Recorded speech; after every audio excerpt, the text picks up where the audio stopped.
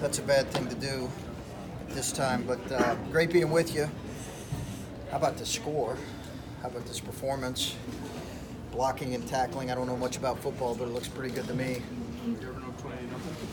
Excuse me? You ever up 28-0? It's a good question. Yeah, we were up 24-0 against High Point, but never 28-0. So let's see if we can finish it off right now. Keep Fields upright, right? Yeah, just quick update. Things are going well. We just had our second workout of the year so far, and still got some bumps and bruises, but guys are doing well, relatively healthy, and as we talked about, a young group that I think is hungry to learn. Can't wait until September 26th, 27th, which is our first day of practice. Super excited about that. Got a lot to work on and a lot to happen between now and then. Coach Q has been working them morning and afternoon, trying to get them right and ready for the season. He was the primary target in paintball last week for that reason. But the guys are doing well, so we got a lot of work ahead of us. So, any questions? What's it like having D'Angelo and Evan here and seeing Thad get inducted? Yeah, thanks for asking that. Obviously, I tweeted something out yesterday. Thad, I just went up to his box and I said, I think there's a Hall of Fame basketball coach in here somewhere. He had just went down to the field, unfortunately, but it's great seeing he and his family. I'm sure Thad will tell you what makes it most special is to have all those guys back by his side.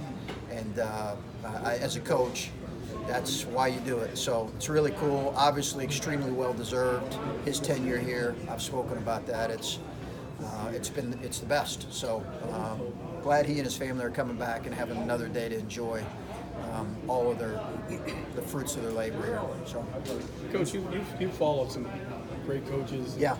How is that? I mean, there's always pressure, isn't it? Yeah, absolutely. There's pressure wherever you go. If you're insecure, you get exposed in coaching pretty quickly.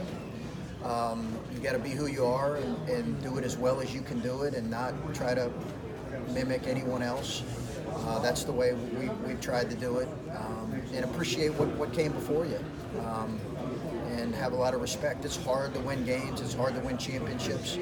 And when you look at somebody like Thad and his teams that won as many as they did, it's easy to really appreciate that. Does it make it easier that you guys have had the first two seasons that you've had? I mean, Sure. Success makes that easier. Yeah, I think I absolutely. I think had we really struggled significantly and not went to the tournament, I do think that it's easy to appreciate what he's done, but I feel good about what we've started to do, and hopefully, we can get our program to the level that he had it rolling, particularly in the middle of his tenure. That, I always said he turned this program into almost he turned into a really special program for a number of years. How did Terrence Styles come to be a candidate to replace Scooney? So I talked to about 4 or 5 guys, a couple former players, and then I talked to 4 or 5 candidates because there was a couple women included in that. And I was looking to change the position a little bit to make it, because it's a non-coaching position, to make it more about trying to get our guys best prepared for what comes next. And obviously football's done a great job with that. So I just thought Terrence, with his playing/professional experience in Columbus, would be the best candidate, and I'm excited about him getting to work. He's been great so far. He's actually with Caleb this weekend at a NCAA invitation-only kind of NCAA/NCAA kind of development weekend. So he's working right now. Did you go into that like purposely looking for like a former Ohio State guy, or just kind of work out? I did, but I was also looking at potentially one of a guy that I had coached, a former player that I had coached, as well as, like I said, a couple women candidates. So it didn't have to be that way, but at the end of the day, that probably gave it an edge, the fact that he had played here. How are you going to manage the youth movement that is this year's team? Yeah. Good question. I think we're just going to manage it day by day. I think we learned some things with last year's team. I think I learned some things. You can't assume guys know anything. It's going to require some patience for all of us. There's no question. It's going to require some patience, and if you ask my wife, that's not one of my strengths. So we'll figure out a way to just deal with the bumps in the road. How's the team's health right now? Last week you talked about some injuries. Justin Arns is still not cleared for full contact. He's the only one not cleared for full contact yet. I'm not sure when that timeline is going to be. I would expect it to be, I expect him to be ready for practice, but we'll see how his recovery continues. He's been out for a while. He's finally putting some weight back on. Along the lines of some of the new guys, some of the preseason magazines coming out, you're seeing like DJ and EJ get listed for awards and things like that. How do you handle the next couple of weeks leading into practice with them? I think we're really trying to handle it kind of day by day, Adam. I think this process has been hard for all of our young guys.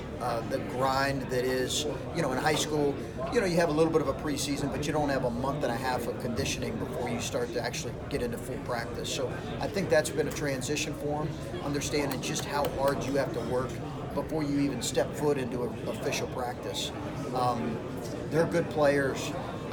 I think as much as possible, we're going to try to normalize their path, which will include some struggle, as much as possible. That needs to be an expectation that there'll be bumps in the road for them. I just heard 3 days ago, it's amazing when you look. We played a team last year. We had three McDonald's All-Americans. They had a losing season.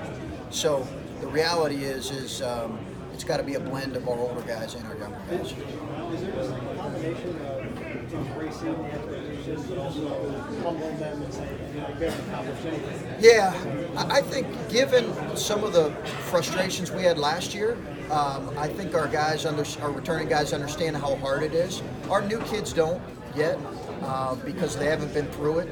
But our schedule early, we'll learn a lot. And, I think if you don't approach the game the right way, it humbles us all pretty quickly. D'Angelo and Evan both had credentials down there that said recruit. You trying to find a little more eligibility for those guys? They could help. They could definitely help. Those guys are unbelievable. They've been around. I mean, you want to talk about unbelievable ambassadors. D'Angelo came by, spent some time with our guys yesterday, worked out with them. Evan, we know what he's done. He gave us a bunch of money to renovate our entire. They are fully invested in what we're doing. They follow us every game. And it's pretty special to see that fraternity of guys. How does an environment like this football game day help you when it comes in terms of recruiting? Yeah, some kids love it. Most kids love it. Some are a little bit indifferent to it, which surprises even me. But most kids love it. They just love it. They eat it up. They're starry-eyed. And when you see us perform like we have in the first half, it's even better. But the environment's unbelievable. Buckeye Nation is unbelievable, and it's the reason why we get them here as early as we can get them here. So, anything else? Enjoy the game, guys.